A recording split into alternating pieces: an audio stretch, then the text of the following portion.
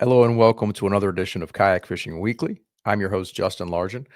And as always, we're the show on the Serious Angler Network that is dedicated to all things kayak fishing. We have a fun show planned for tonight. Great guest. He's had a fantastic season, especially on the Hobie Bass Open Series. So I'm excited to talk to Abby Abondanza. Before we do that, though, a little bit of news to cover. Actually, pretty big news. The TOC has happened. And at this point, it's not breaking news. By the time this episode airs, everyone will have known for a while what the outcome was. Um, but I wanted to talk a little bit about it. Hopefully, I get a chance to talk to Abby about it because he had a great tournament. But I want to give some shine to the top finishers there. It was also the last event for the Hobie BOS, well, for their season, and Hobie counts that Tournament of Champions towards their Angler of the Year standing. So this event determined Angler of the Year. And again, you guys probably the diehards may already know this information, but I want to put it out there for anybody who's not paying as close attention. Let me cover the tournament itself first, and let me get the right tab up here. So it's a 3-day event. In my opinion, it's the most prestigious tournament. It's the hardest to get into of the kayaking, the major trails, the Hobie BOS. They capped the field. I think it was at 65 anglers this year. Let me double check. Yep, 65 anglers. Very difficult, and it's a 3-day tournament. I've said it before. Anything can happen in a 1-day tournament.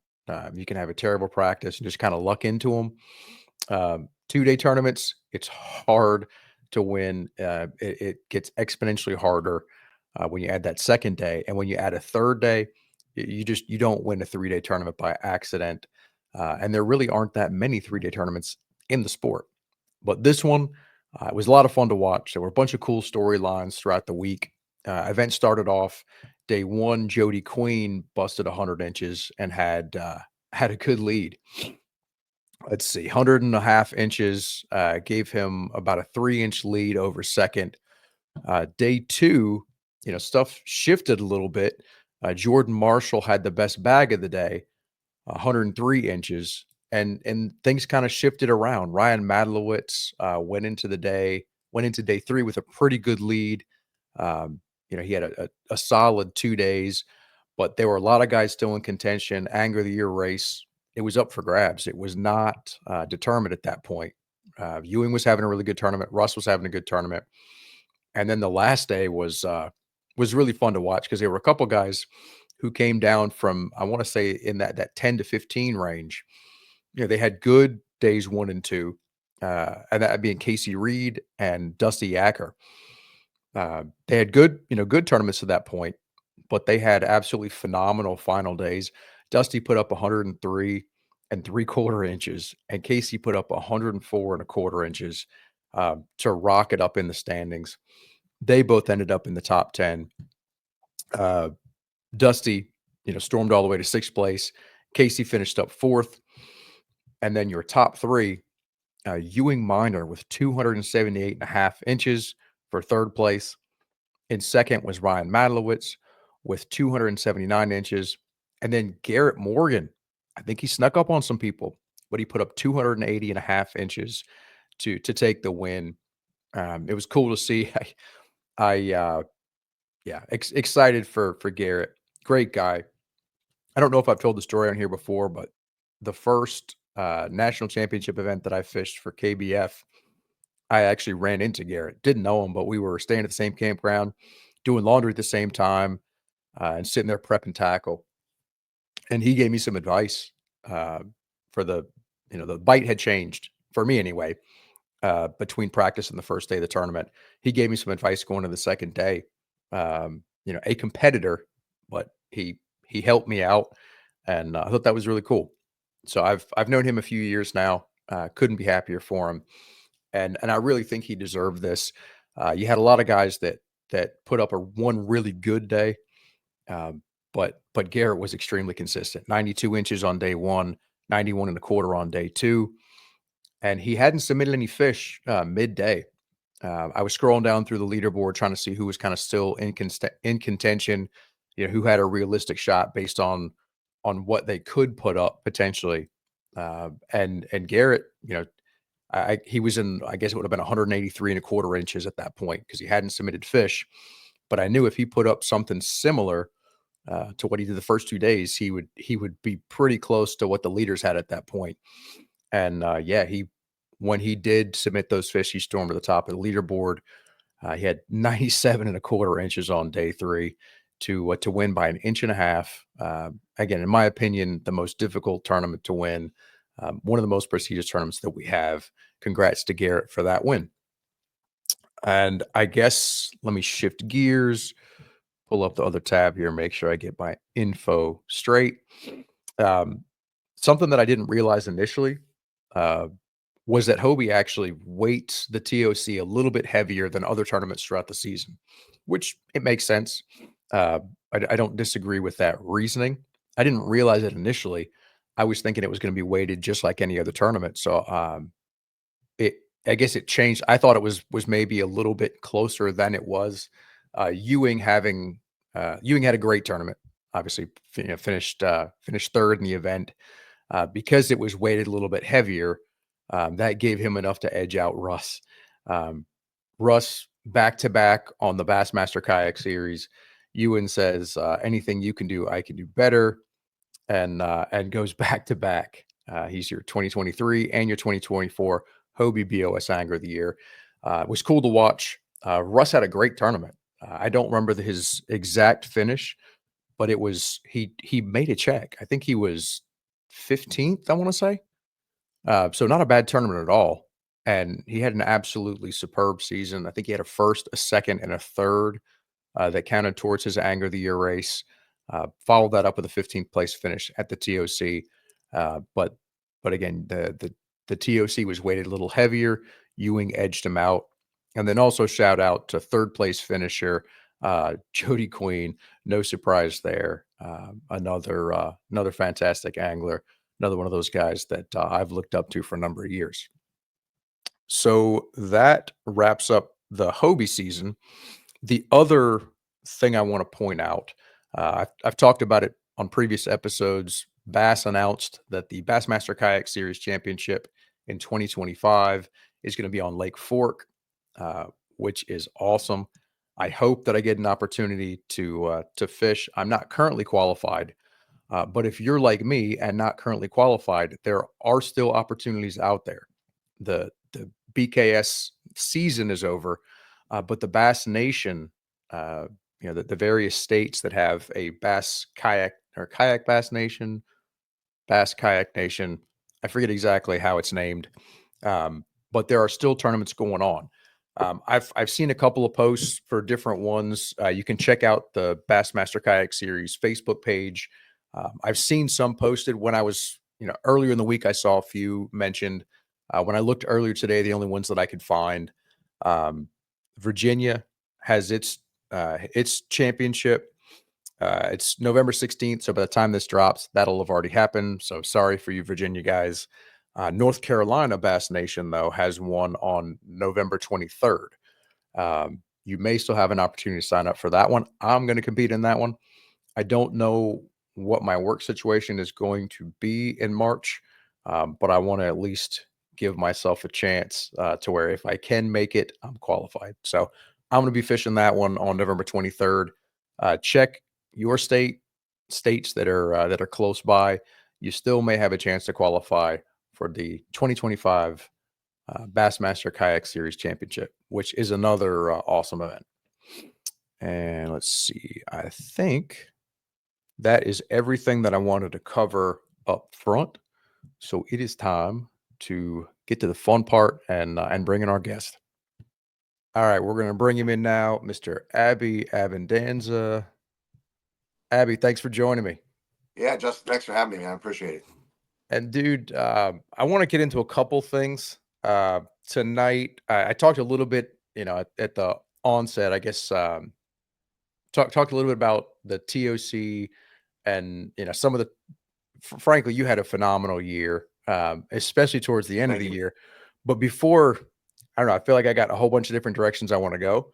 But before jumping into that, let me get kind of your origin story, your How'd you get into the kayaking world? Well, I was a boat guy for the longest time. I was fishing a, a boat circuit over in Ohio and New York, and a friend of mine, Adam Milstead, um, Hmm. who's an ex-UFC fighter, Yeah. he said, "Dude, you need to come over to the kayak side." Because we were talking about sponsorship and stuff like that, and how watered down the boat side is. It's virtually impossible unless you're an elite, or an MLF guy to get any kind of sponsorship. And he's like, "Well, the kayak world's blowing up. There's." I said, "A kayak." I said, "Man, I don't know." At this time, I had never physically seen a Jackson Big Rig or a Titan or anything like that. And he goes, "You know what? I got two Jacksons. Come on down, meet me down at the lake. You can get in one, see what you like, see if you like it or not." So he puts me in a big rig, and I was like, "Okay, I like this." We were going back into places where boats had to stop, and we were. He said, "Go ahead and stand up." I was standing up. I was casting. I was like, "Okay, I can do this." Um, the pedaling wasn't that bad, and first time I ever set my only experience in a kayak was on the Yakagani River. We went on a float, and Gotcha. and they put me in this little like sit down in the kayak. I didn't even make it 50 yards, and the whole thing toppled over.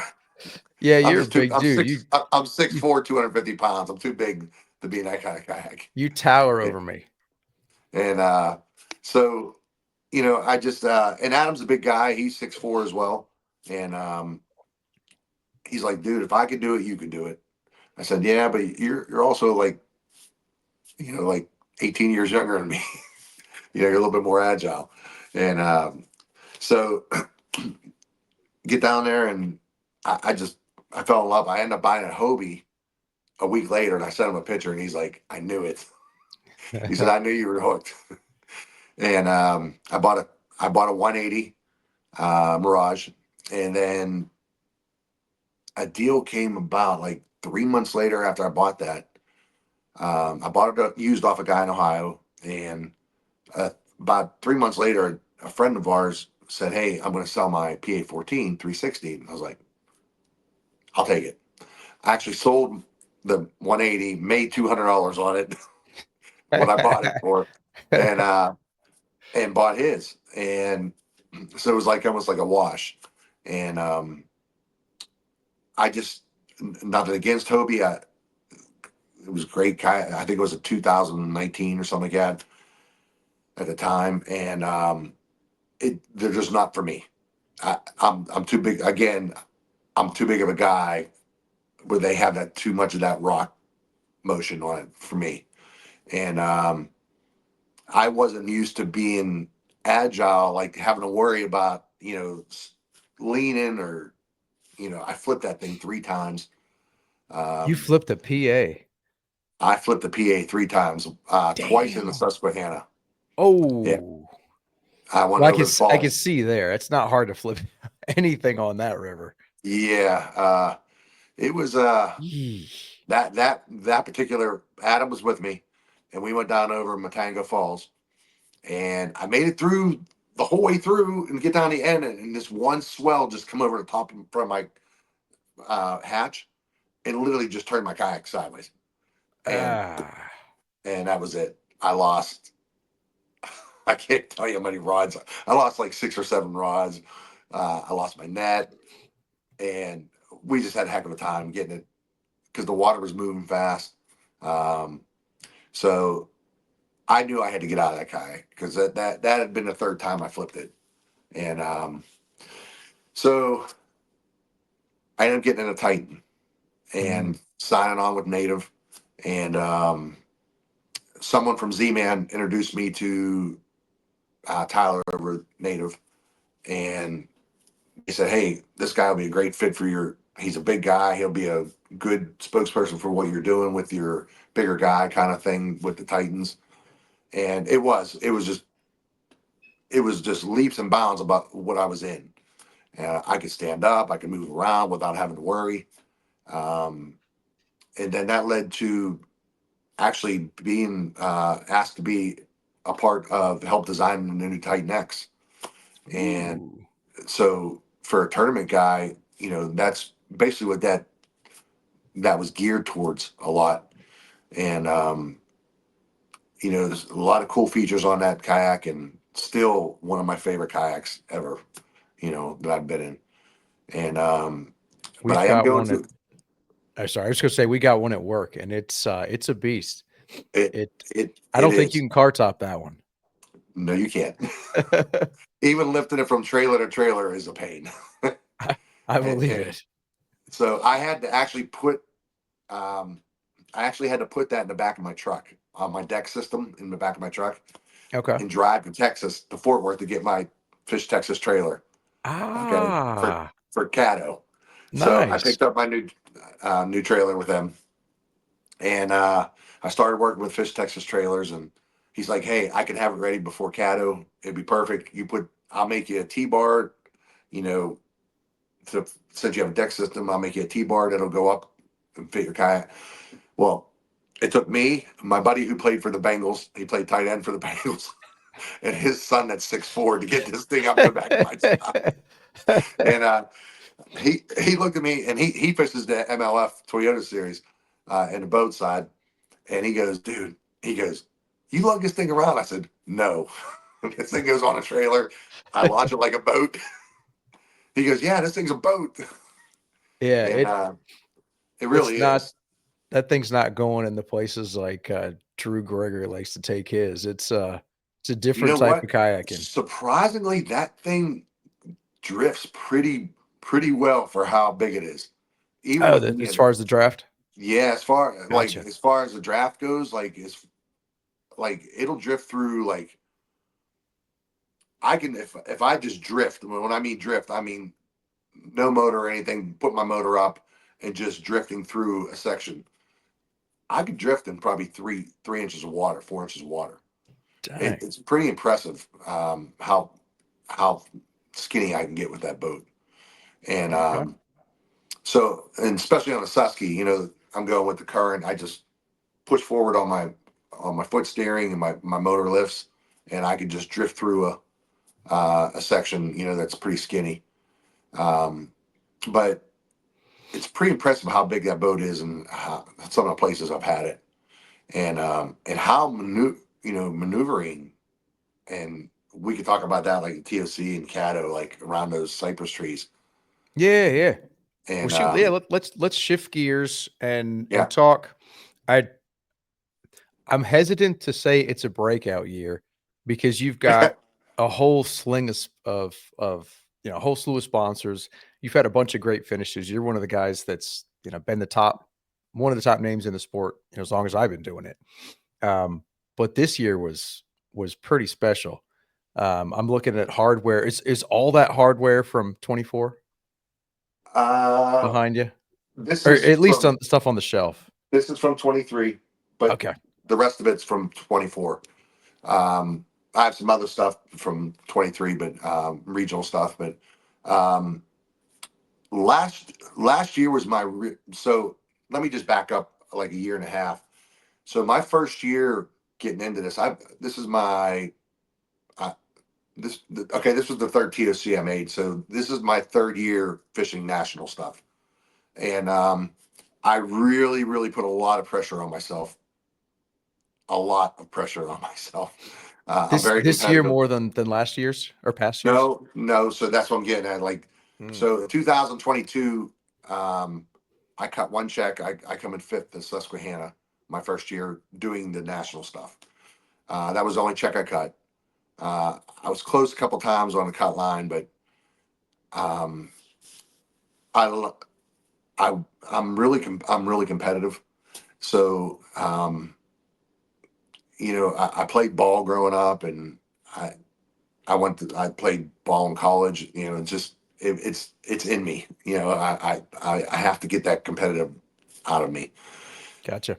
I put a lot of pressure on myself to win in 22, and once going through that year, and seeing the talent, you're not doing that. And I had to change gears, refocus. So in 23, I went in with the attitude, hey, I just want to be consistent. And what I mean by that is be the top 20% of the field where my name's getting circulated, throughout the leaderboard um, and being talked about. And, it helps with sponsors, as when your name's being circulated. And, and that, I just changed my whole attitude. And it's not like me to have that attitude, like just to be consistent.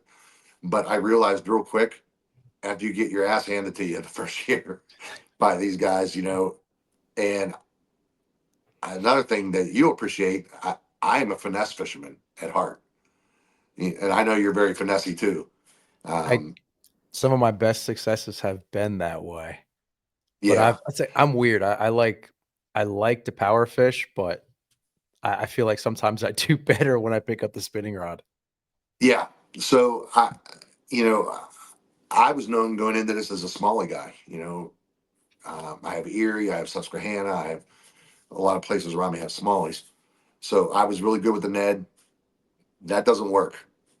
It might work at the Susquehanna, it might work at Erie, but it does not work down south. I mean, don't get me wrong, there's a time for it, but I learned real quick I need to be power fishing. And so going into 2023, that has been probably my most consistent year actually. I think I cut 4 or 5 checks on the circuit in 2023, and only one of them that I know of that I finesse fished was the New River. You know, Hmm. um, I did power fish a little bit in the morning, and that was it. It was summer, so it was pretty hot, and I was just fishing the grass beds, the laid over grass beds, and fishing the alleyways of them in the new with just a Ned, and I ended up cutting a check there, but it Kentucky, Kentucky, I took third. I was in 35th on day one.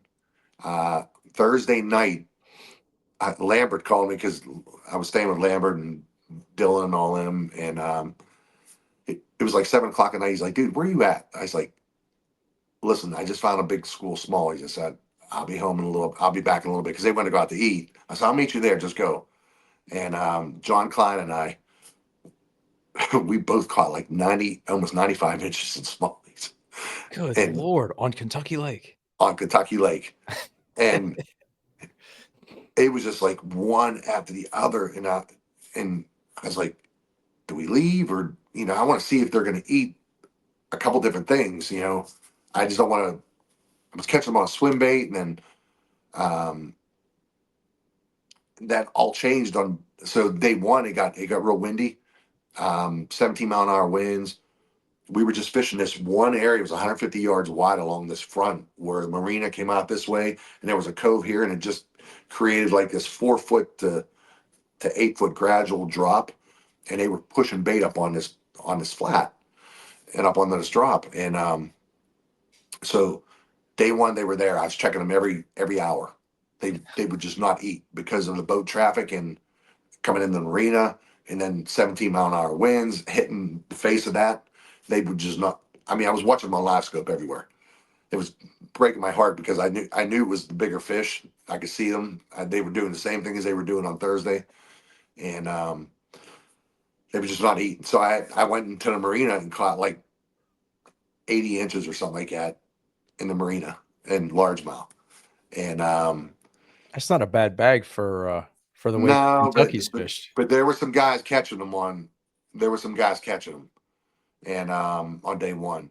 So I'm sitting at 35th on day one, and me, John Klein, and Lambert were rigging, and after after the tournament, we're out in the driveway rigging. I looked at the weather. I said, "Man, it's gonna be bright bluebird skies tomorrow, and um, the wind's gonna be like 5 miles an hour." I said, "Those smallies are gonna eat tomorrow." And Lambert goes, "Man, don't waste your time on those. Those things are like ghosts down here." I said, "I'm telling you." And I grabbed, I'll never forget, I grabbed, I said, this is what I'm going to catch them on.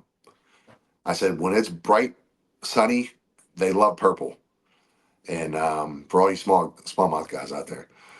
So I threw on a peanut butter and jelly Fatty Z on a EWG Z-Man 1/10 head. And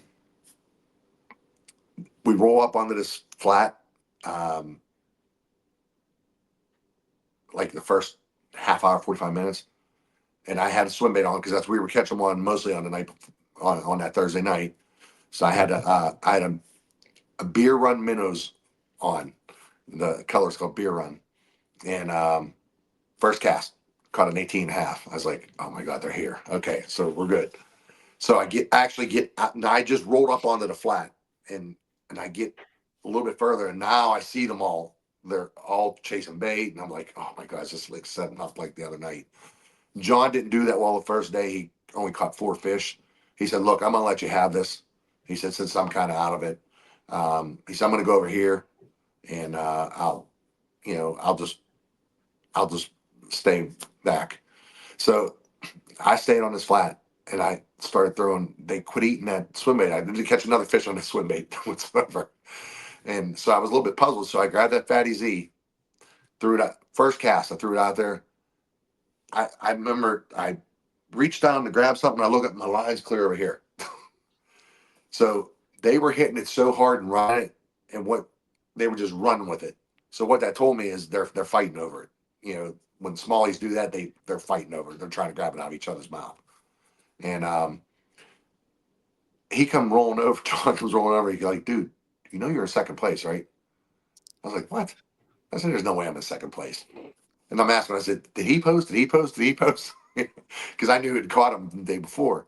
And he's like, yeah, they're posting, but they're not catching what you're catching. I was catching all like 18s. Um, I think I had like 90, 91 inches on day 2. I caught the biggest limit of the day. And they were all smallies. And so I ended up jumping back, falling back to third. Jackson called in the last 15 minutes by half inch or quarter inch and beat me by quarter inch Oh, out of second. But and I was, you know what, hindsight 20, I was good with it because his dad took first, and I guess it all started for them on Kentucky Lake, so it was a good vibe for them. it was a great story. I Yeah, remember. yeah. So I was happy, and that was my first third place on the Hobie Trail. So I was You just got you some hardware. yeah, I was just happy to come back from third, all the way to third from 35th. And because days like that are far and few in between, and especially Sure. with the field that we fish against. It's a And good lesson though. You're never it out of it. is it is you're right, and that taught me that day. Like I might consider going home, and I don't think I've ever. There's only one time I've ever gone home, and that was in 2022. And but I pretty much I'm a fish to the end guy, you know, and but that showed me right there anything can happen, and so you can't win it on day one, but you sure can lose it on day one Yeah. if you're not staying relevant, on day one, and so that was my going into. I think I cut 3 or 4 more checks after that on 23. So that was my most consistent year, and I accomplished what I wanted to accomplish by being consistent. And I made the Yeah. TOC with that third place. I got a spot qualified. 22, I did make it as well, but I made it by points on 22. And Gotcha. and then this year I made it with the win at Logan Martin. Yeah. Shoot, any qualification for the TOC is impressive. It is a Yeah, hard tournament to get into. it is, and especially if you do it in March. So it was a load off my, It's you nice know, to get it out of the way early if you can. yeah. So So, then I just focused on AOI this year, okay. and and So I, was the goal still being consistent or I guess at the yes, start of the season? yes, going into start of season, didn't have a good tournament in Florida, I think I come in 50th or something like that, 52nd. Wasn't good in tournament for me. It might even be a little bit worse than that. Um, I I don't feel think bad. I had all bad tournaments this year. I think Logan Martin was the next tournament after. Yeah, because it February. I think I had it. Let me pull it up. I thought I Oh had no, all I'm the. sorry. There, Sam Rayburn, I think was in. There was, I think there was a Texas one in between that one that I didn't go to. You're right, February 10th. So Yeah, January 27th was Harris Chain, and then February 10th Rayburn, and yeah, then the one that you won March yeah. 9th. Was yes, Logan Martin, and you know, you were asking me about Logan Martin when we were just talking before. Eh, Um, I live scoped every. I did nothing but fish docks, and Jody and I found this place. Jody Queen and I we practiced together, we fished together. Um, Team we Z usually Man. what's that? Team Z Man. Yeah, we usually split up during the tournament. He'll do his thing, I'll do my thing. Uh, Sometimes, like at Caddo, like we were close. We were actually zigzagging in front of each other on trees. He'd be thrown in the back of it, I'd be thrown in the front of it. But then there's other times, where I don't even see him all day. Um, but we practice together. We find, share info and everything. And but we had found this one bay up this creek at Logan Martin. It was probably about 3.5 miles from the ramp. That was the closest ramp to it. And there was 150 or 75 boat tournament on day one of Logan Martin. And we never saw a boat in there, period, on day one. Is And it too skinny they couldn't get in there, or was it so, they just didn't find it? yes, what happened was, okay, so on Wednesday when we had found this bay, in the back of the bay, like there was probably like 12 to 14 docks 12 docks we couldn't get to. There was like 8 inches of water on them. Okay. Well, on Friday night before the tournament, we got a downpour. I mean, it rained all day Friday, and then into the night and quit around 2 in the morning. It brought the lake up 3 feet. Ooh. So all those docks in the back had 3 feet of water on them, 3.5 feet of water on them. So we had got back here. I had caught two big spots on this little island going back here. We were just fishing on the way back to this area. Um, I caught two big spots. It was like a 19 and a half and a 19 and a half and an 18 and a half or 18.3. I can't remember. But they were two giant spots. They were in a little bit of a school. And I caught them like in a foot of water. And again, throwing chatterbaits. That's all I threw. And so started off with those two. I think I caught another one on the way back. Um, a small one on the way back. And then we got back to that area, and there was like four docks on this side, five docks on this side. Jody, we were just, I was on the left, he was on the right. He goes, I'll go hit these five. And I started on the side that had the docks the whole way down. And then it made a horseshoe in the back, then went around the side. And Okay. the second dock I go to, um, there's a lady fixing flowers down by her boat ramp. And I cast like right onto the boat ramp and literally pull an 18 and a half off the boat ramp. Like first cast. Scared her because she had her back to the boat ramp. And I caught this thing like 8 feet from her and made all She this just hears noise. that fish Yeah, she just heard thrashing. the splashing because it jumped instantly. And so all these fish had moved in there for pre-spawn. So then I go to the next dock. I caught a 19 or 19 and a half off of it. Weighed like 6 pounds. Um, Oh, I go two more docks down, and I think I caught another 18 and a half or something like that.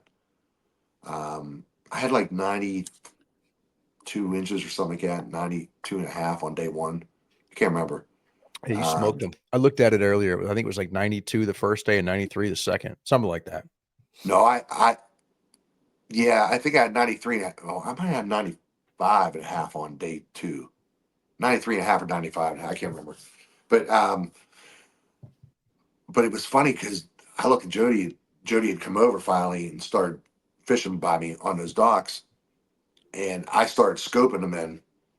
And so if I would see a fish, and these docks were real wide and they were real deep. So if I would see a fish on them, I would make note of it and then go to the next dock. I'd go like 3 docks down, scope them, then come back to them. And Ah. So so you're putting it in perspective mode and no, I can't run it off perspective. okay. I've tried to. That's how Jody runs his on perspective, and I cannot do it. It drives me insane because I have a hard time distinguishing where it's at in the column. I understand Okay. it's out in front of you, but I just depth wise, I get messed up by it looking at it. So that's Gotcha. one thing I'm going to actually work on this season coming up It's is learn perspective. how to run that. Okay. But I had it in forward mode, and what I was doing is just with a sniper pole, it's just so easy because you're just twisting that handle nice and slow, and I could just go through and look on the, whoop, there's a fish right there on that pole. So I would get an idea what pole it was on and mark it, and then I'd come back and I said, okay, he's still sitting on that pole. So I would start throwing at it, and then I would throw it past it. And one thing about those fish down there, they on day one, they wanted it a certain way. It had to be a certain angle. It was weird. Like Hmm. they wouldn't eat it unless it was like right in front of their nose. And so we left. I'm leading day one. Um, I think that was the first time that I've ever had to lead. Um, it was because at Susquehanna in 22, I was in second behind Nolan, Okay. and so that was the first time I had to lead going into day two. And man, what a I, I tell people all the time is like that is the craziest feeling to have that lead because you're happy you have the lead, but then all the stress that you don't think about comes upon you Yep. going into day two. Am I going to have the fish there again? Am I going to be doing the right thing? You know. So on day one, I went we went to this other cove on the way out of there. So we left that area after we caught a good limit, and we split up, and he went this one area and I went to this one cove, and I missed a pretty big fish there on day one on at the literally with 10 minutes ago. And I hooked it. It come up out of the water, and I saw it was a pretty good fish, 18 plus fish. Hmm. And so I was pretty bummed about that. But 2 casts later, I ended up catching a 17 and a half, and that's what jumped me up to 92 on day one, because that was like a 3/4 inch call for me. And on day one. So on day two, we started this bar that was it was like a break that was coming out like on a point, Okay. and I'm literally sitting 10 feet from Jody, and we're scoping, and we're scoping this break. Now the water, remember the water came up, and it came up a little bit more on overnight again, about another foot, and so now the break's underwater a little bit. So all these fish are pushed up against. They have bait fish pushed up against this break, and he picked off 3 like in a matter of 10 minutes in front of me. And I'm literally throwing the same exact things, and so I get frustrated, So I was like, you know what, I gotta go. I gotta just go do my thing. So I said, I'll meet you back here at the bay. I'm gonna go hit that where I missed that fish yesterday. I go back here, 2 casts where I missed that fish. I caught it. It was a 19 and a half inch fish, and literally same cast, everything. Didn't Um, learn this lesson. and you know as well as I do that rarely ever happens. Hmm. And so leave there.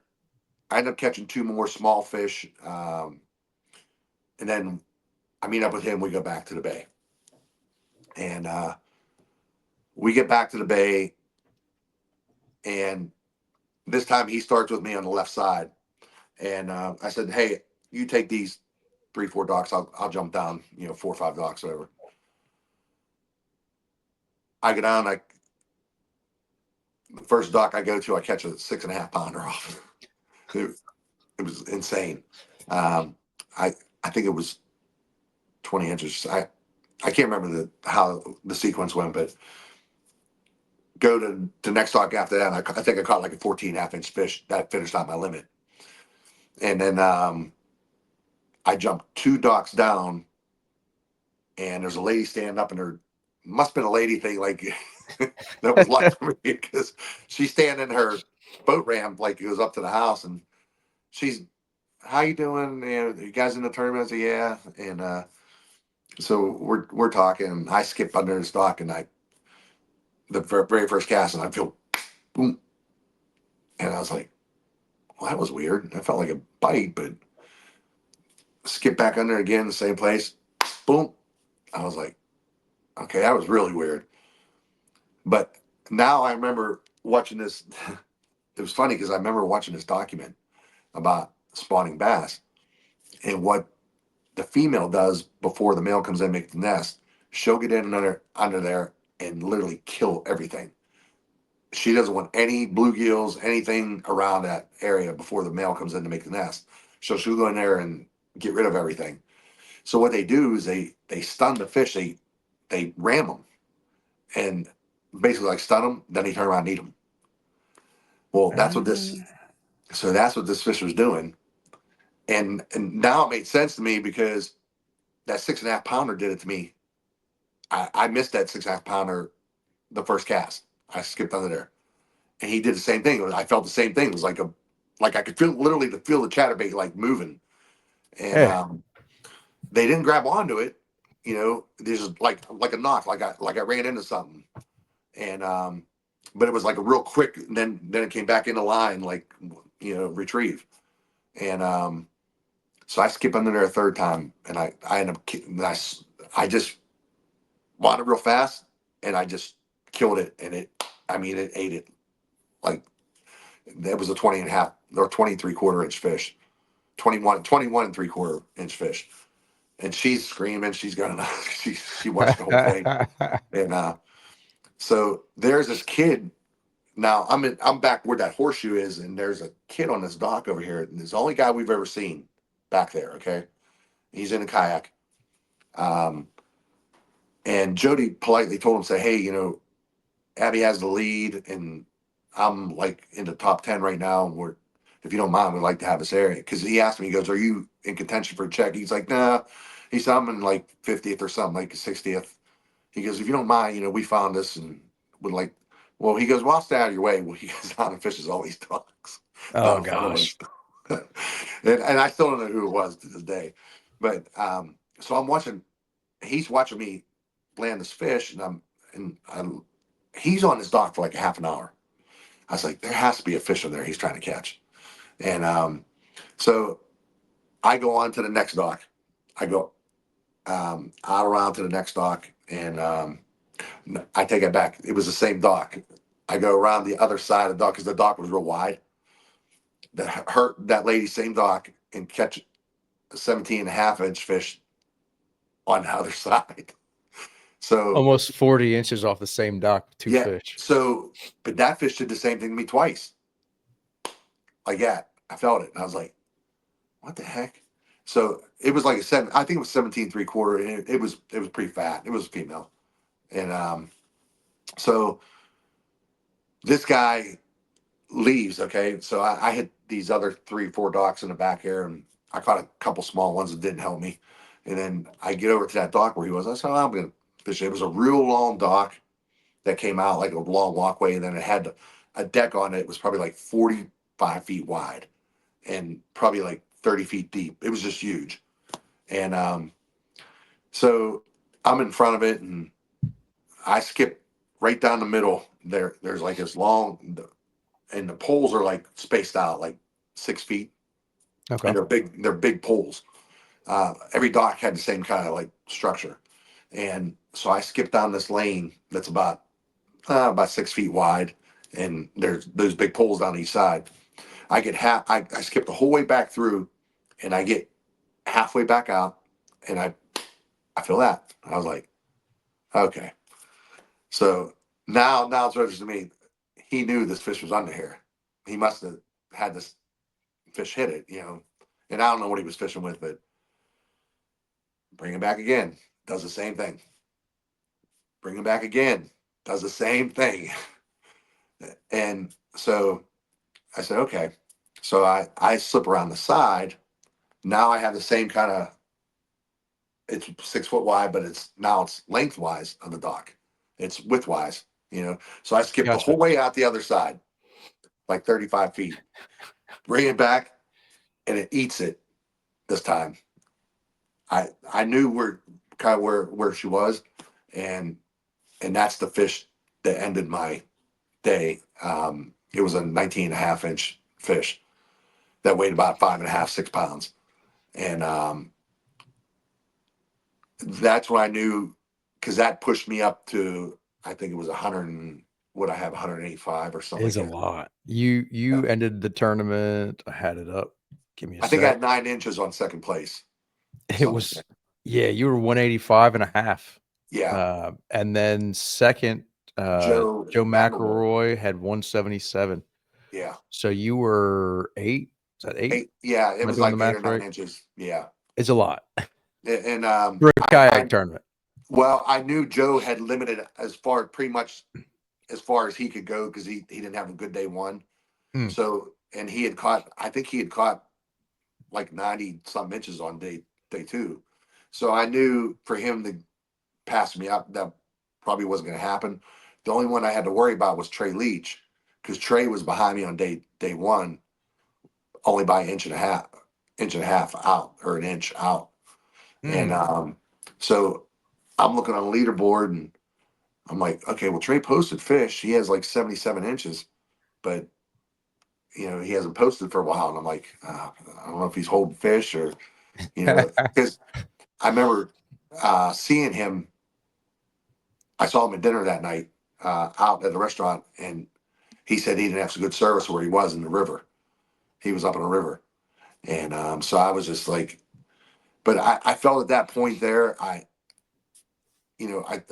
took a moment, and I was like, then it sank in, like, okay, I think I just won this. And, I kind of got like all choked up. And um, Jody was, I think, in 11th place or something like that, 12th place when I looked. So I go over to him, and now he doesn't know I caught all these fish. He's not looking at the leaderboard. He didn't look at the leaderboard. So I go and I said, Joe, I said, I think I just won it. And he goes, what? And I said, I I have like 185 and a half inches. He goes, are you kidding me? I said, no, when I left you, I caught a 6.5 pounder that was like 20 inches, and I caught 21 and 3/4 down there off that dock. He's like, dude, I was hoping you'd find them. He said, I know they're here. And now all those docks in the back had like 4.5 feet of water on them. It was just amazing that it worked out that way. And that's when we figured out those boat guys didn't come back here, because they practiced back there on probably Tuesday and Wednesday, There's no and didn't water. see and Thursday, and didn't see any water back here. And that water didn't Okay. get there until Friday night, literally. And it pushed all those fish back in there, because the water was muddy out in the creek. Uh, and it was a pretty big creek. And but it was all, but when you went around the bay and then went back where the bay turned, all the water was just like stained. That was it. It was beautiful. Clean And back up. it cleaned back up. Yeah. It's like a And perfect storm for you. yeah, and it was just one of those magical places that, that kind of like what we found in Caddo, you know. And I know winning is far and very few in between, you know, um, without a doubt. That's I know that. And so I'm thankful just to be able to have the year I did. And I'm a grinder. I I will fight till the very end. And sometimes I have to remind myself because I start fishing too fast, and I did that at the TOC last day, and I had to slow down, and that's when I caught that 22 and a quarter. Actually, when I slowed down, Yeah, well, shoot, you had 2 great tournaments to end the year, and, Caddo, you put up, I don't remember the exact, it was over 100 that first day. 102 and three quarter on the That's first a day. big limit.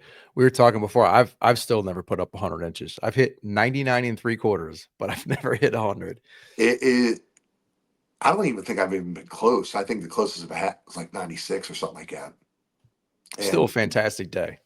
yo, oh my, like I told you, it's will I ever do it again? I don't know. Like, because I've been doing it for 3, 4 years now, and they don't come that often, and No. talking to different guys, that I thought had done it before. Like we were talking about Casey, you Mhm. know, I thought Casey had done it, multiple times. And then I he just told, assumed.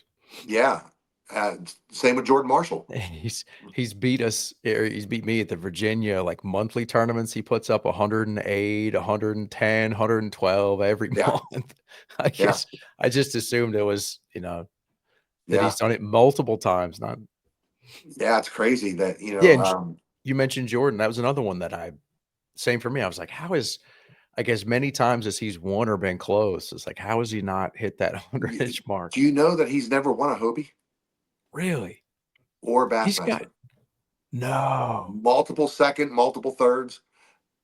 He called me when I left Logan Martin on the way home, and he congratulated me, and he's like, "Dude, how's it feel?" And I was like, "What do you mean how's it? You know how it feels." So it feels. He goes, "I never won." I was like, "What?" I had no clue. You just assume that a guy of that caliber, you Yeah. know, you talk about consistent. He's one of those guys right up there, with Russ Oh, yeah. and all those guys that are just consistent. He's got an And AOI. yeah, There's not very many guys that have a Hobie Angler of the Year or Bassmaster for that matter. yeah, Not, I mean, that yeah. is, that is it's good company when you've And got one of that was those. his first time at Sandy. He caught over 100 inches, Jordan. You know, I and, s I saw his Facebook post. Yeah, I was happy for him. And that's another dude. I think he's got at least 2, if not 3 runner-ups yeah, at at the the TOC. TOC. Like, not Yep, just any tournament, like the biggest, tournament, yep, and he's been right there. Like, it's gonna feel awesome, when he does break through, because he's going yeah, to. There's just no way he won't. yeah. It's just you look at all these guys. I mean, there's just too many good sticks. That you just can't count on. I don't ever go into the tournament and think, okay, I'm gonna go win this. Of course, we all go. We have an attitude. We want to go win.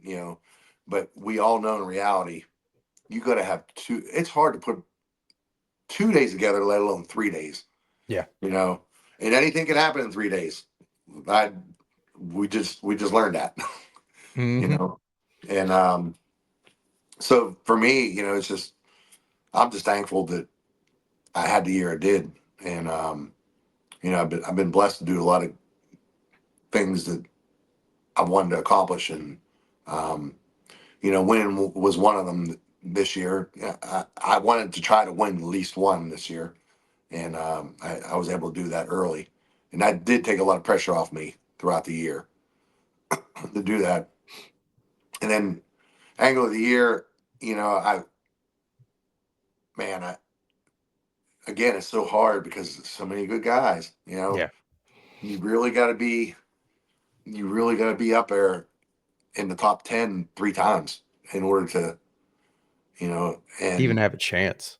yeah, It's, and the TOC saved me, and that's how I got into the top 10 because I was sitting at 12th going into the TOC, mm, and the a TOC top still, 10? yeah, and the TOC saved me. I ended up taking eighth in the angle of the year. So you're liking those Cypress Tree type lakes now, I'm I guessing. do. I have a love hate relationship with cypress trees. Um, cypress trees hold snakes. I am not a snake fan. I And it's, was going to say, what can you not like about the cypress trees? Like you just, had man, two phenomenal tournaments, and you caught your personal best I did.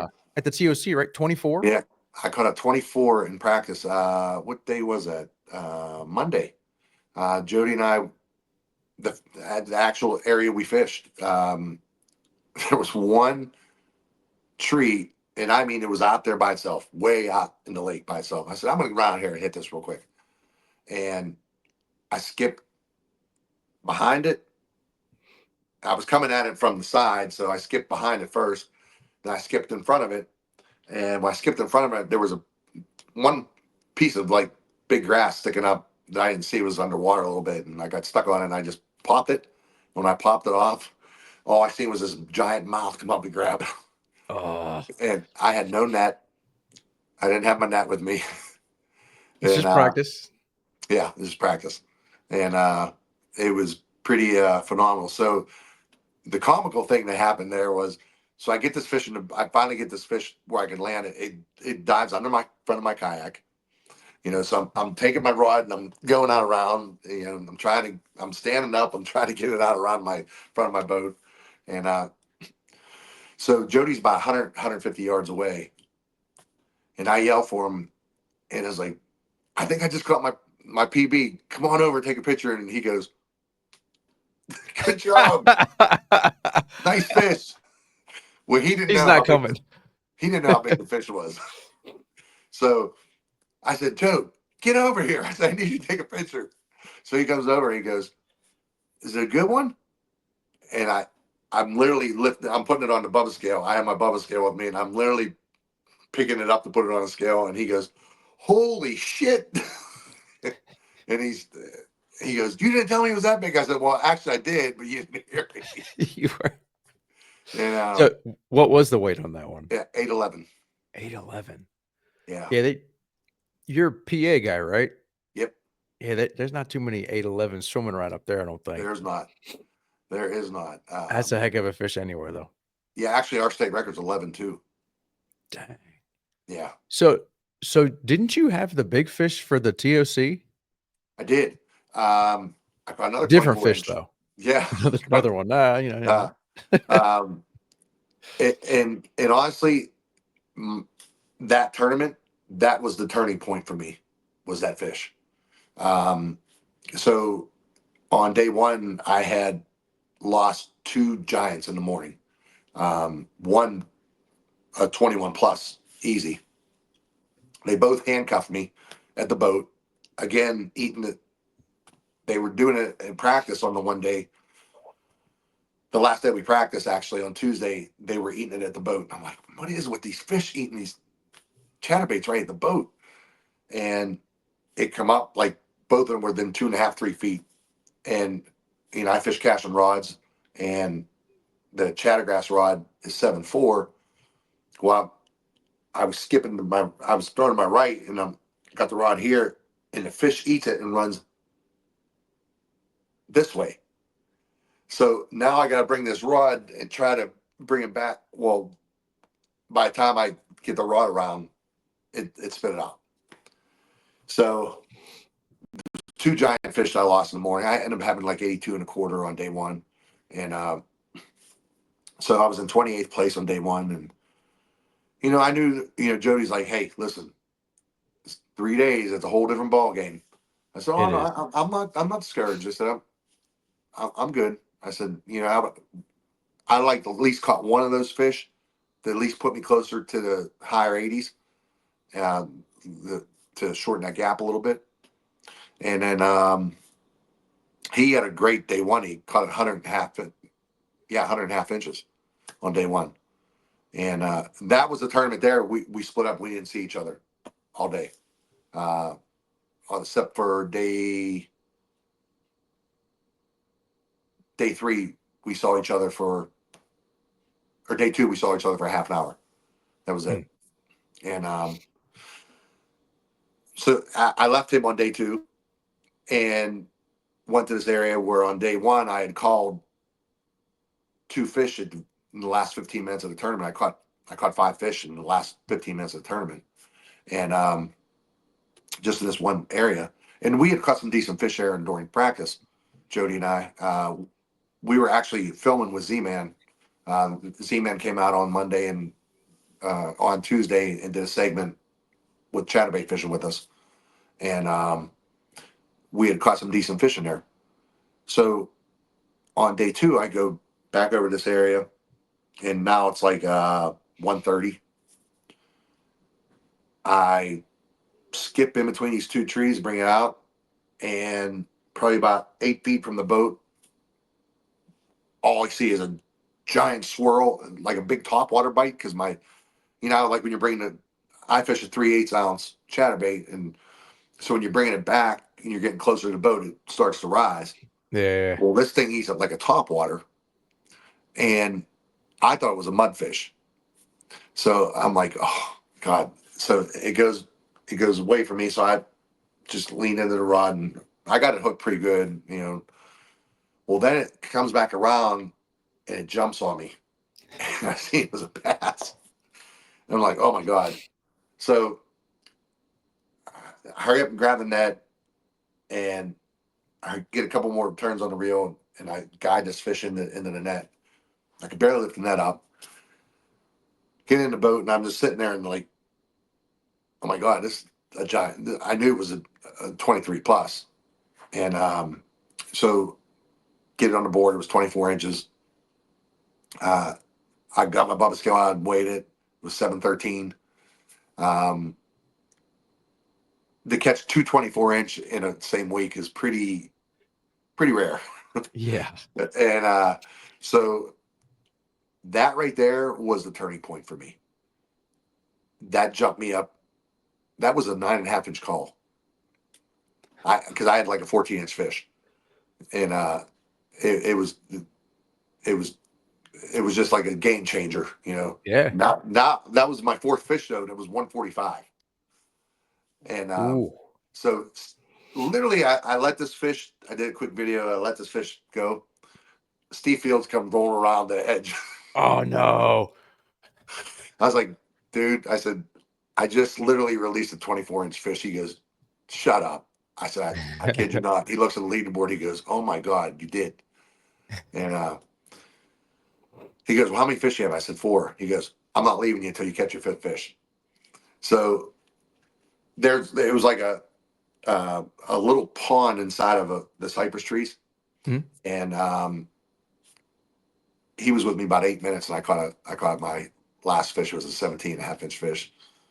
And then I think I called 2 more times after that, actually, after he left me.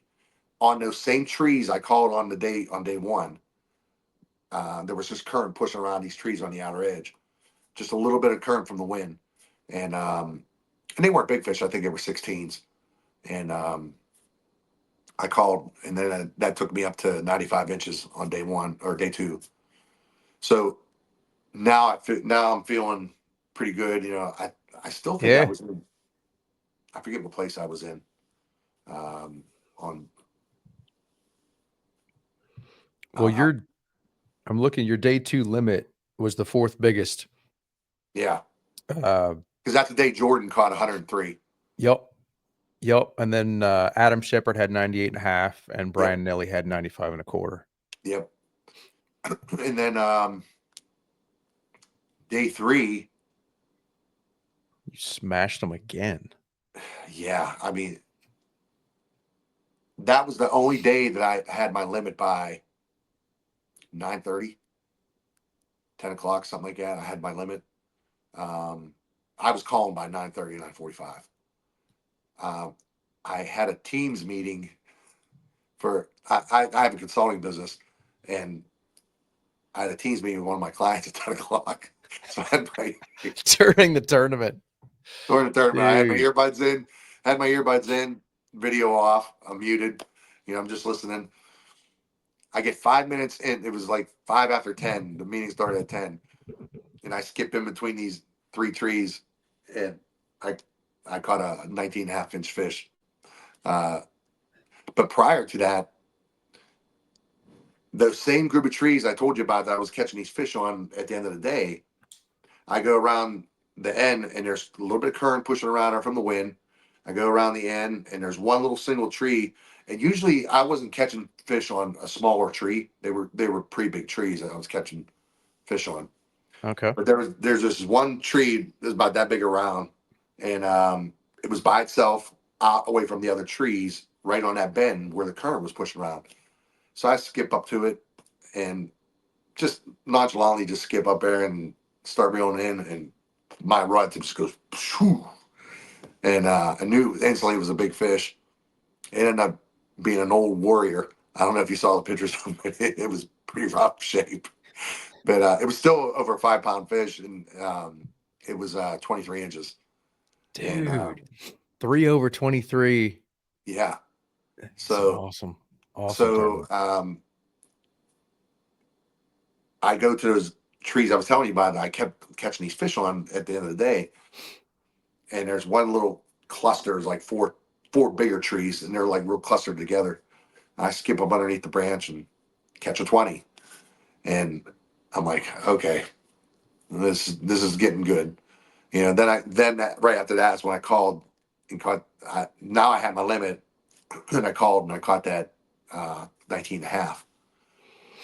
So I'm sitting in the 90s already, I think at that time, and then or close to 90 or something like that. And then getting the latter part of the day, I called two more times, like a half inch here, a quarter inch here, and I had 216. I had 16 a quarter, 16 3/4, and then and I think I still had a 14 half inch fish at that point, and or 14 3/4 or something like that. It is 150, something like that, and Lines outs at 2 or three, 230? 3. Okay. three, yeah. And I was fishing way too fast. And I'm starting to feel the anxiety. You know what I mean? I was sitting back still in like 16th, 15th, whatever, out of the check range, and um, man, I something told me just to stop and slow down. So I had a bang stick tied on. There was this little on in one of the patterns I had in the afternoon when the sun was up. I would look for the darkest, gloomiest trees. That's what I was calling them, dark and gloomy. And what I mean by Mm. that is a big cluster of big mature trees together that had real low branches on them, and it made it real. Everything was shaded around it. The whole 360, everything was Mm. shaded. So that's where I was catching my bigger fish. And so That is, I don't mean to cut you off, but that yeah, is the same thing that Matt Scotch was saying about Caddo yep, was darkest shade. yeah. That's And a on day tip for two everybody listening. at Caddo for me, that was the same thing, the darkest shade. Um, Darkest shade. Now that's after the sun gets up and it's, the that hotter part of the day. yeah, the hotter part of the day. Yep. Shade. Shade is your friend. So go in there, and again, it was a depth thing at Santee too, between 3 and 4 feet, and that was the Mm. magic number. And there was a perfect horseshoe. It had like 8 trees, 9 trees, and it was all shade. It was just like a perfect horseshoe like this. And so I went and I power pulled down the mouth of it. And I said, you know what? I'm just gonna fish these horseshoe trees right here with a bang stick just to slow down, because I started skipping. I was getting hung up. I knew I was fishing too fast. And so I grabbed the bang stick. I skipped to the first tree, nothing. I skipped to the second tree, and I'm holding my rod down here, and I reached down my Yeti bottle and took a drink, and I look up, and my line's over here at this tree on the clear on the other side of the horseshoe. So I'm like, okay, there's definitely got to be a fish on there.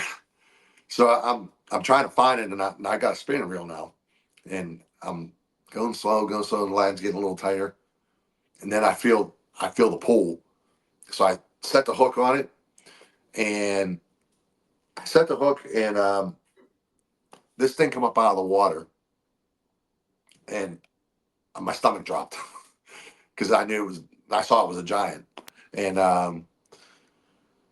so now I'm fighting this thing. It's into my drag. I got drag going everywhere because he's, you know, it was another 7 pound fish, and so he gets under my boat, and luckily the night before I tied on a 17 pound leader on Okay. my boat, and I tied just a 4 foot leader, and that's all I had on, and thank God I did that because I had a 12 pound leader on there, and I know it would have broke when the way he went under my boat and caught the front of my where it comes up, and Oh, I know for a fact it would have broke my line.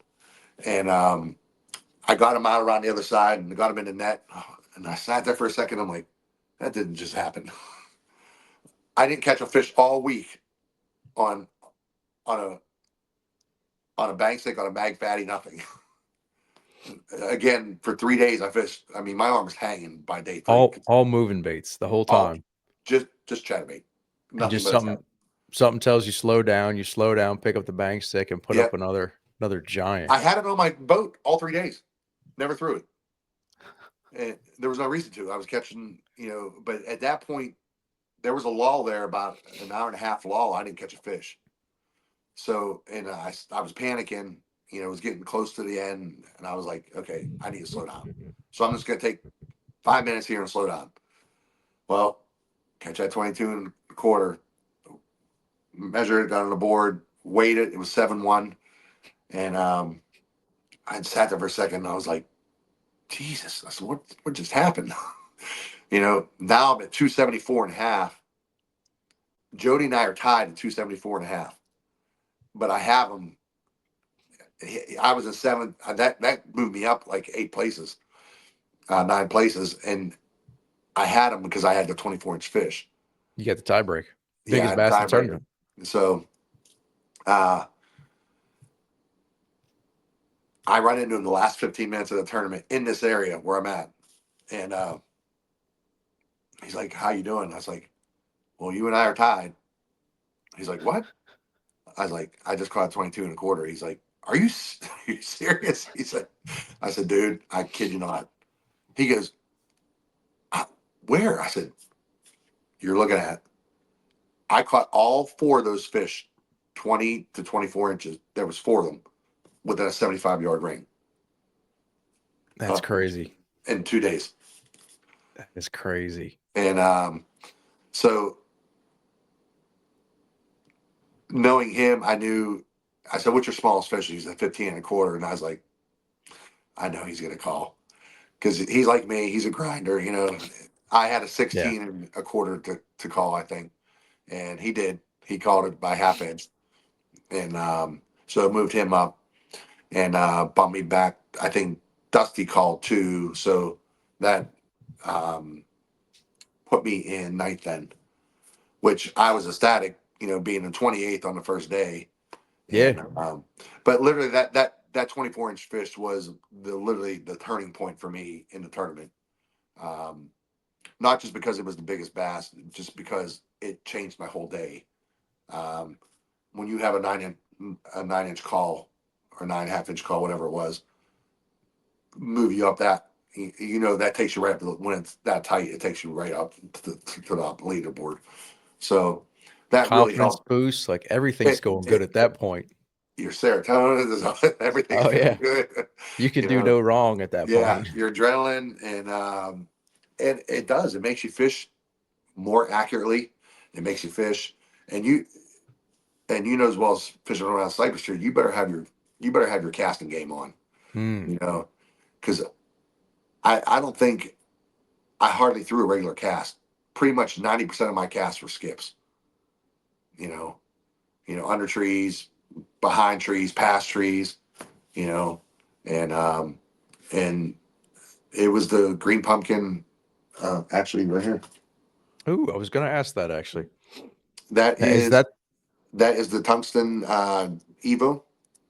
It's in 3/8 and green pumpkin, and that is the deal razor shad. So I throw nothing but the razor shad just because of the profile. You can see it has a little wider profile. And I think the tail, being that the tail is wider, it splays a lot more water. Hmm. So, and another thing how I fish my chatterbait, I know I fish it a lot different than a lot of people. I burn it. I Ooh. burn it, and I don't give them time to look at it. It's more I'm not looking for a hunger strike. I'm looking for a reaction strike because 95% of the time on that reaction strike, they're choking it because they don't have time to think. They got to eat it, and it's got to be now. And so I'm looking for that aggressive hit, and that is how I fish my chatterbait 100% of the time. I don't ever slow it down. 100. Okay. I was going Yeah, to ask if you had I was thinking, I know Jody does the little, at least he's the first one that he'll I've heard yo-yo it talking about. Yeah, sometimes. yeah, yeah. Yeah, Lift and drop and yeah. lift and drop, I'll try things here and there, but burning it. 99.9% of the time, I am winding as fast as I can. Now, I know you like the cash and chattergrass rod. Yep. Now, what about reel? Or I'm assuming high speed if you're trying to burn it, or No, and I'll tell you why I don't do high speed because then I fish it too fast and it blows out.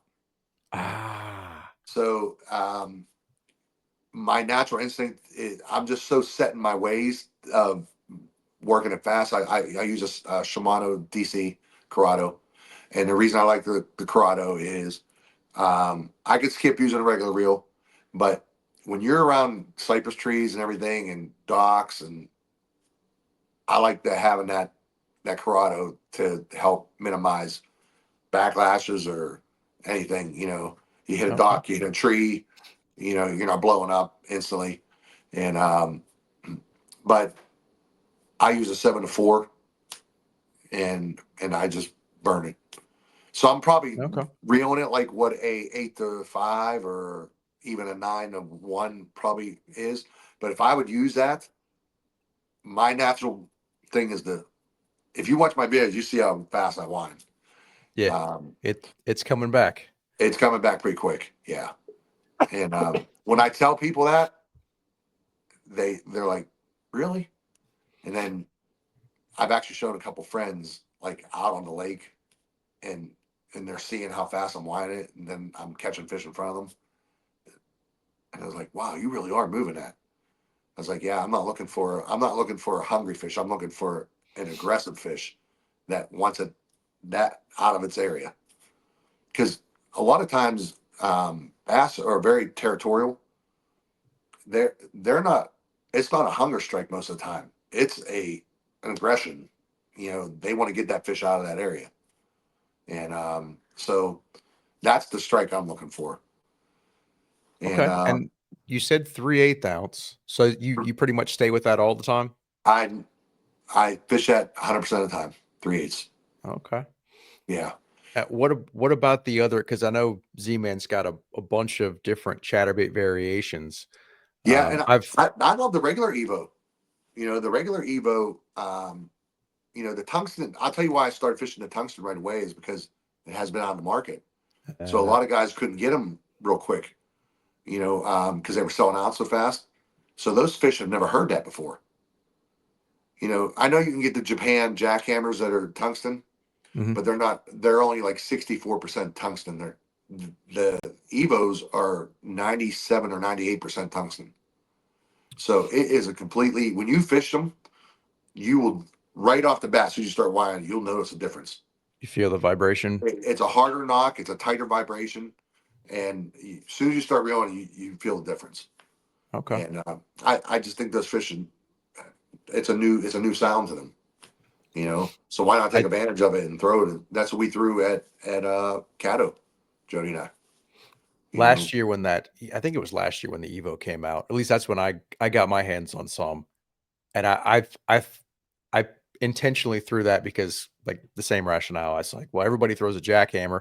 This one's similar, but I yeah, thought it might be enough of a difference to get you a couple extra bites in a day. yeah, and I don't even throw. I can't even tell you the last time I threw a jackhammer. Okay. The Evo. at the price point at $9.99, is just, now the tungsten's the same price as a jackhammer, but there is a definite difference in the tungsten. And I just we were uh, heck, Jordan. I called Jordan. Jordan brought me 6 of them down from Tennessee because I couldn't find. We were Z-Man's back order till the end of November, and I believe it. so I called Jordan. I said, "Hey, can you find out if McKee's has any tungsten?" And he goes, "Yeah, they have them in stock." He said, "Just call and tell Matt what you want, and I'll stop and pick it up." So Jordan brought and gave it to me at the dinner on Tuesday night. That's So awesome. I think Jody and I had one apiece left, and but I was going through. I literally went through 2 a day almost, just banging them off trees. You're skipping them, you're banging them off trees, you get Is it stuck. You're messing is it the hooks that are getting messed up, or is it the like you're dulling the hook, or is it banging no, the it's not the hook. blade? It's the you're hitting that blade in that head, and that blade gets a little wonky, and it won't get the same vibration. And you can play with that front on it, like you can play with that little piece right here where it connects the blade in the eyelet. Okay, It'll get bent, so the blade won't, it'll stop, it'll blow out, and or gotcha. it'll go like side to side real fast. You'll know when it gets like that. But so you're having to change them, and it's nothing but just use because you're banging them off trees all day. And Yeah, reeling them fast and hitting re- stuff, and yeah, yep. And a lot of times, I skip 3 times to each tree, one on each side past it, 3-4 feet, and then one right to the front of the tree, letting it fall, and then winding it. And gotcha. surprisingly, I caught probably half my fish on the front of the tree. Yeah. Like So literally, like right dead smack in the middle of the front. after you've made 2 casts to the sides, Yep. that's Yeah, interesting. it was weird. So then, if I would approach a tree from the side instead of getting in front of it, I would bring it across the front of the tree, and I'd end up catching them like that. I started catching them like that, like bringing it across the front, and kind of like I could hit the back and the front in the same angle I was at, and then maybe slip around to the front and make a side one pass aside, you know. But Okay. most of the time, they were either eating it on the back or the front. So, but it was most of the front for me though, surprisingly, you Dude, know. that's And that's Cato was good all over info the there. Cato was all over the place. They were on trees and they weren't on trees and then they were on trees and they were on hyacinth. They were on trees, and so luckily we didn't have to go far. Literally the trees were here and the hyacinth was right here, and so yeah, and it was opposite on day 2 down at Cato. Jody caught 3 big fish right off the bat, and I had like 3 small fish. Where on day 1 it was opposite. I caught 3 big fish, and then he caught like he missed like 4 or 5 on day 1, which is unlike Jody. And Yeah. he was getting mad. He was like, "Man, what? My hook bent? What's going on?" I think they were just smaller fish. They weren't grabbing it. They weren't grabbing it. And Gotcha. then he started catching some bigger fish. And but yeah, I mean, it was just a fortunate to have a great year. That's um I How won a Susquehanna Bass Nation one up here too. Just all on a all on a Evo. dude, Yeah, that was a little that bit of redemption for me because it's had my number the last couple times. so you you said earlier you were a finesse fisherman, but you've done an awful lot of damage power fishing this year. I did. Last year was the game changer for me. I knew that I needed to be power fishing pretty much at least 90% of the time. Because if you look at all the guys that are consistent, that are up in that top 10, you know, that top 10 is pretty revolving. Or I would say top 15, of the same kind of people. But there's a reason why they are. It's because they're consistent in what they do, you Hmm. know. And I would say probably 99% of them are power fishermen, you know. It, I mean, Russ comes to mind. Now Russell Flip, Russell Flip and all that, but he at heart he's probably a power fisherman. He's throwing a chatterbait or a spinnerbait, or a topwater. He kicked our asses at Chickamauga with doing the same stuff that I think a lot of guys were doing, Yeah, but figured there's something else out that there's a we tournament didn't. there. That's a perfect example. I I had a dock bite all the way up to Thursday. I didn't fish Friday. It took Friday to get my stuff straight and all that. Mm. Felt confident what I was doing. They weren't on the docks on Saturday, so I had to do everything different and adapt. And I didn't catch my limit, I think, until the last hour of the day. And same with on day two. I caught an 18 and a half or an 18-inch fish on to end my limit on day two. I think I took 16th in that tournament, Yeah, but that was that was. good. That was good angler of the year points for me.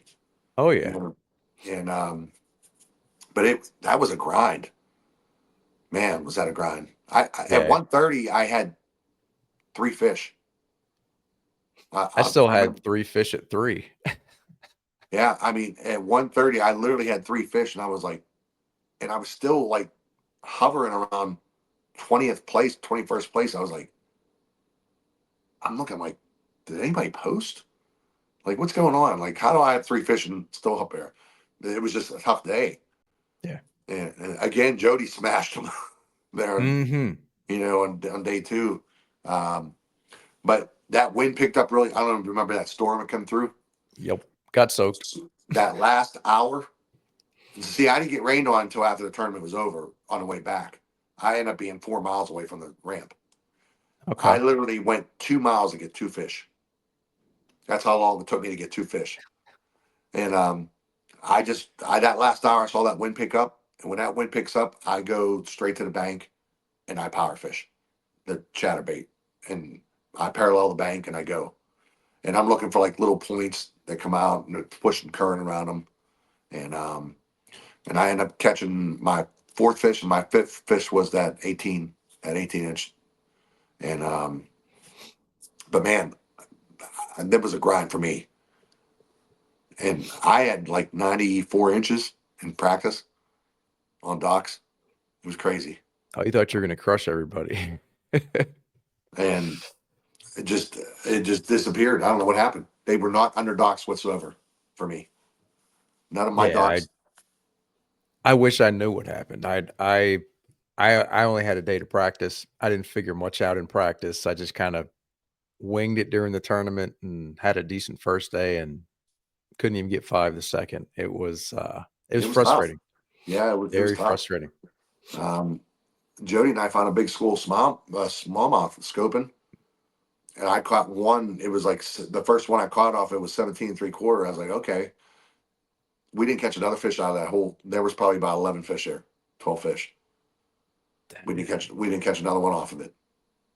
They were sitting on this hump in like 20 feet of water, and I had finesse fish. I caught that fish on a drop shot, and That's that's that's the that's the last thing you want to throw at last. Chickamauga. Yeah, yeah, Finesse. Yeah, But I was looking at your bio on the Z-Man site, and they talked about some drop shot tricks, that you like to put a TRD, a little TRD, and nose hook it on a drop shot. yeah. If you never Now, tried it, hey, you will catch big fish with it. am I and this is a little, the 2 something The- inch the- version? yep, the regular TRD, the finesse TRD. Okay. Just take a. I use either a bubble gum or a green pumpkin goby or a green pumpkin, and just nose hook it. I don't know what it is about it they like. I can't figure it out. I found it by accident. I was out of I was catching them on up in Erie one day on trick shots. and I left my trick shot bag in the truck. I got out there and I had one trick shot on, so I lost it. I caught a couple fish off, and then finally one knocked it off. And so I'm scrambling around. I was like, you know what? I'm just gonna throw TRD on this and see if I ended up catching, I think, 26 pounds off Good this. Lord. Yeah, it was crazy. And Now, is that brownfish primarily, or have you done it so, with both oh species? no, they were all brownfish. Yeah, Okay. I was out on the lake. Yeah, I'm gonna have to try that in the rivers. yeah, it does work on the river. I've used it a ton ever since that. Like I said, I found it by accident, and then start telling guys, and they're like, "Really, a TRD?" I was like, "I'm telling you, just try it." You know. And my buddy called me. He's like, "Dude," he FaceTimed me actually. He caught a 5.5 pounder up at Erie. He's like, "I can't believe I'm even saying this." And I said, "Yeah, I don't know what it is, but especially the green pumpkin goby up at Erie, nose hooking it like that. I think it kind of resembles a goby a little bit to them. Okay. And when they're eating that, that's what they're eating during the summer, basically. And man, that it works. I know it sounds weird, but it works. And I'm gonna have to try it. yeah, definitely try it. I'm trying to get up to Erie this weekend, actually, before it gets too bad. Yeah, And if we're at about to get ice up there, or a nah, not few ice. more Just weeks. it gets the weather. In order to get out on the lake, it gets pretty dicey.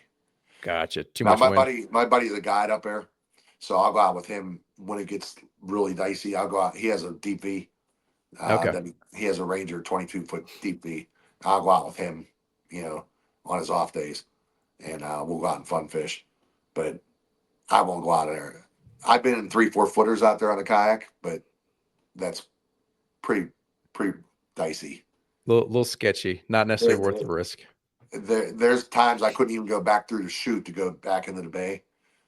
It was so bad I had to literally go to a ramp on the lake, and because I was out in the lake part, and go to another ramp in the lake and get an Uber over to get my truck to come back and get my kayak.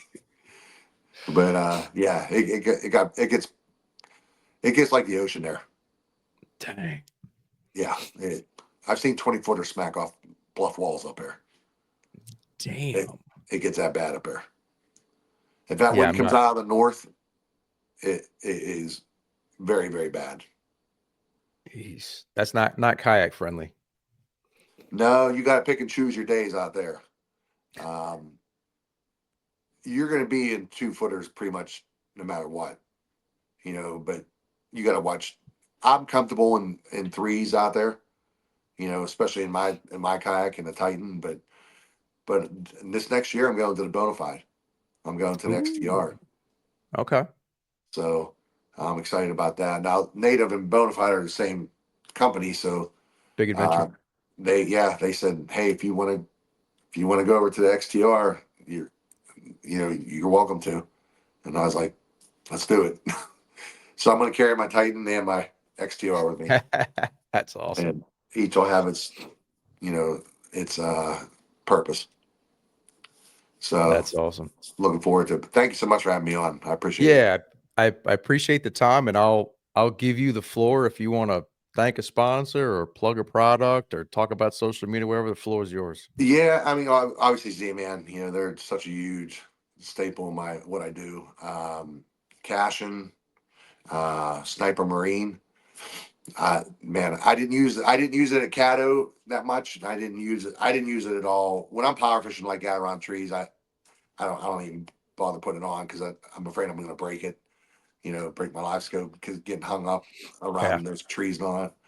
But on the big lakes and all that, like at Logan Martin, man, they come in handy so much. Um, Bubba, I love my net. And I'm working with Bubba on some kayak stuff. They're coming kayak specific stuff. I can't wait to. Um, I can't talk about it yet, but I've been going back and forth with them on designing some stuff. And this is probably one of the biggest staples on my boat right there. or those medium shears Nice. uh, for braid and all that. But that is huge on my. That's probably number one handy thing on my boat. Um, but yeah, I mean, native Hobie eyewear. I love the Sightmaster lenses. Man, they're awesome. Saved my butt a good many times down at Sandy with the stumps. Couldn't see fish, but I could see the stumps, and that's There you more go. that's more to worry about than anything. Um, I'm just trying to think. Z Pro batteries. I charged my battery once during a TOC the night before the tournament. Never charged it again. My 100 amp, and then let's see, Bubba. Oh, a huge thing that I've never had rain gear that actually kept me dry, and this is the first set of rain gear, Striker rain gear that I've had that actually kept me dry, 100%. And so if you never tried their stuff, their shorts, pants, all great stuff. Um, so Striker is pretty top notch when especially their rain gear. They're known for their ice fishing gear, so their rain gear is pretty up to par. And Which model should I get? the adrenaline, Adrenaline. yeah, um, that's the one I had on. That's actually the day I caught the 24 inch. The day it rained on day two. Um, I was shocked. I got back to ramp. I was like, I'm not went anywhere. And I've had some pretty expensive rain gear before, and I've gotten wet. And I'm thinking to myself, how do I get wet? You know, and but that was the first time I've ever had it happen. But I think we mentioned cash and rods, and I'm just trying to get down the line here on my truck. 84 lumber has nothing to do with fishing, but they support the outdoors. They support me. They're my title sponsor. Um, they're they're a nostalgia company here in PA, not far from me, but they countrywide. 84 lumber. Um, Fish kayak trailers. That dude, that thing. I'm gonna tell you, Jody kept his boat on my trailer all week. Literally, he goes, man, he goes, I can't wait to get mine. He said, I'm getting one because you can literally drive right up on it, stand up, pull the strap over, click it, cinch it down, get up, step out on the side rails that they have, the platform that walks right up the side, Mhm. and walk up the platform, never get your feet wet. It, I've seen some videos. They it look is slick. it is very slick. And and Nick at Fish Kayak Trailers has thought about everything when it comes to kayak guys. And even the rigging at night, in the morning, the lighting, I look like a spaceship in the morning. There's so many LED lights on it, and I love it. I got a huge backup light that I can see out of my tin windows. So just a lot of phenomenal things with that. Um, I'll tell you one of the biggest things that helped me this year. I teamed up with a wellness company here called Innovative Wellness Center. I'm not getting any younger. I'm going to be 53 next week, and I noticed what a difference it's made for me. Of not being tired after an 8-hour day, or even practicing 10 to 11 hours. Um, they've got me on a regimen, like vitamins, and I do hydration drips when I'm home, and I do just stuff, reparative maintenance stuff for me. Um, I found out that I was very low on testosterone, like not even on a chart, and they got me on testosterone therapy, which is, God, just I feel like a different person. I feel like I'm back in my 20s now, and far cry from it, um, but yeah, that going into 2025, I'm actually going there next week to talk about that plan going into 2025. You know, because we travel so much. Yeah. Um, I got 231,000 miles on my truck, and I mean, I can't tell you how many miles this year I put on. Definitely over 35,000. It was crazy this year, and so yeah. I made the classic, so I'm going to the classic. That's the first Awesome. one for me, and Awesome. so I'm pretty pumped about that. Have a chance to catch a two double digit at Yeah. Fork. You Fork know, is fun. I love that yeah, place. I've never been there, so looking forward to that. But yeah, as far as sponsors go, I think that's. I did sign on at Newport, which I'm excited about that. Uh, I'll kick off the new season here in 2025 at Newport, so Awesome. excited about that. Well, dude, you got a bunch of sponsors and you earned them this year. Thank you, I appreciate that. Heck of a year. Congrats. Thank you. Thanks so much for the time. And then I'm hoping to run into you on the water Yeah, next definitely. season. Jody speaks highly of you, so Oh, uh, yeah. So Jody and Casey both speak highly of you. So look forward to seeing you out there and seeing everybody else in 2025. Let's hope for a Hobie series. I'm not sure if it's going to happen, but we're yeah, I hope so. I hope so. fingers crossed. Yep. Yeah. Thanks, Abby. Abby Abondanza, ladies and gentlemen. Great dude, great fisherman. Dude has got a bunch of sponsors too. That's what I need to ask him. We're going to bring him on again. And next time I'm going to ask him some sponsorship tips for getting sponsors. But yeah, dude had an awesome year. Couldn't be happier for him. And I'm hoping I can have a fraction of that success in 25. But let's wrap up here. Let me find my notes. Kings of the week. Going to keep it pretty simple this week for Kings. For me, it's got to be Ewing Minor. Uh, Going back to back on the Hobie TOC, it's an awesome accomplishment. A bunch of us were talking about Russ going into the tournament and could Russ win Bassmaster and Hobie, and Ewing Ewing showed he's I don't know. I feel like he and Russ right now are kind of on a different level from the rest of us. Um, but you got Russ on the Bassmaster side, taking Angler of the Year back to back years, and then Ewing on the Hobie side. So couldn't be anybody else this week. Ewing's a great dude. He's got a bright future. I can't believe how good he is for how young he is.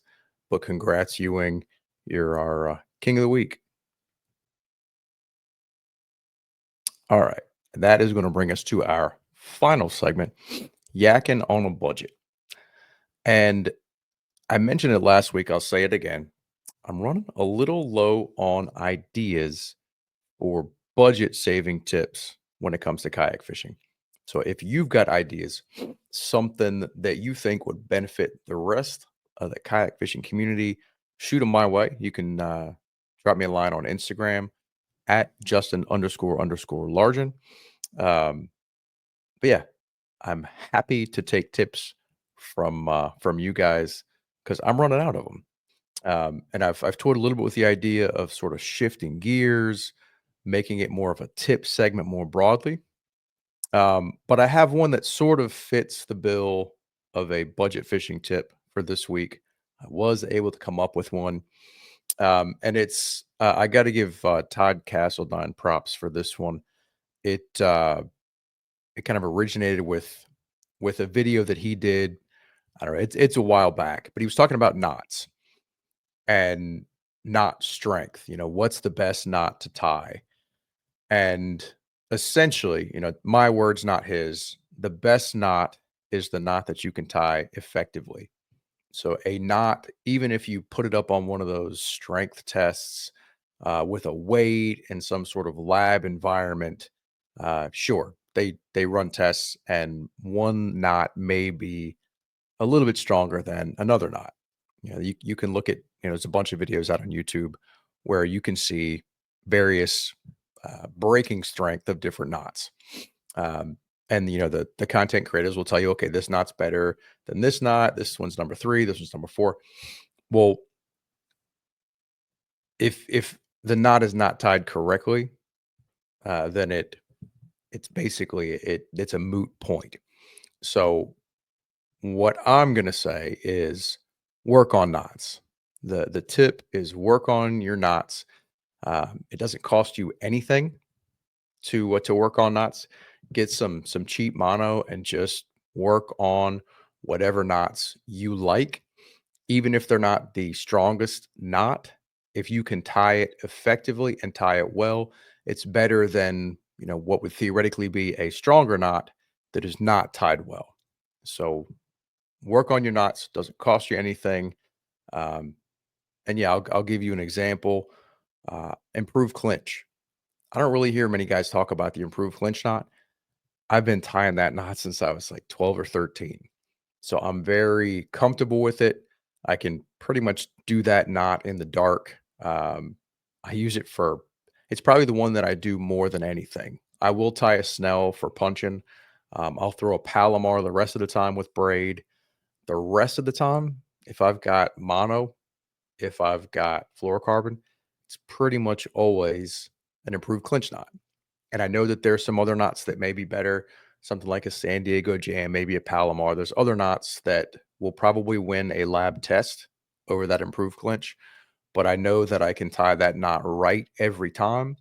Um, and that gives me confidence. I know that that knot tied well is going to be better than me trying to tie another knot and boogering it up. So work on your knots. Doesn't cost you anything. That is your yakking on a budget tip for this week. That's going to do it for this edition of Kayak Fishing Weekly. Thanks for tuning in. Uh, come back and listen to us next week. We'll have some more kayak fishing content for you. Until then, remember to take a kid fishing.